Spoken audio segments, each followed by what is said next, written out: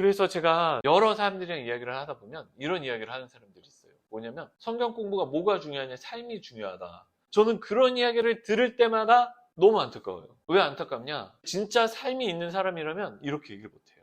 진짜로 십자가의 삶을 살아가는 사람들은 하나님의 말씀을 볼 수밖에 없거든요. 하나님의 말씀을 몰라서는, 하나님의 말씀을 공부하지 않고서는 하나님의 은혜를 누리고 살아가기가 쉽지가 않은 거예요. 전 그래서 한국 교회가 잃어버린 게 뭐냐면, 한국 교회가 실패한 이유 중에 하나가 성경 공부, 사경회를 잃어버렸다. 성경 공부를 한다는 건 무엇이냐면 너무 대단한 거 이야기하는 게 아니에요. 하나님의 말씀을 공부하는 사람들이 이번 한 주간 내가 공부하고 내가 살아낸 하나님의 말씀에 대해서 이야기를 하는 거예요. 마태복음에 이런 말씀이 있는데 이 말씀이 이렇게 적용이 되더라. 나의 삶을 고백하는 거예요. 이렇게 하나님의 말씀이 지금도 살아있고 운동력에 있어서 내 삶에서 숨쉬고 있다는 것을 서로 나눌 때 우리가 하나님의 말씀대로 살아갈 수 있게 된다는 거예요. 근데 한국 교회가 이런 걸 많이 잃어버린 것 같아요. 이런 걸 할 수 있는 장소와 시간이 많이 사라졌어요.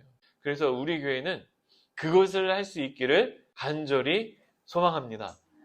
왜냐하면 우리가 하나님의 말씀이 없이 살아가기에는 이 세상이 너무나도 어려워요. 힘듭니다. 넘어지고 쓰러질 수밖에 없어요. 목사도 마찬가지고요. 사람은요, 그렇게까지 대단한 능력자가 아닙니다. 하나님의 말씀대로 살아가기에는요, 너무 쉽지 않아요. 아주 간단한 말씀, 내 이웃을 사랑하라 조차도 아주 쉬운 논리잖아요. 이웃을 사랑하라. 근데 삶으로 살아가기에는 어려운 거예요.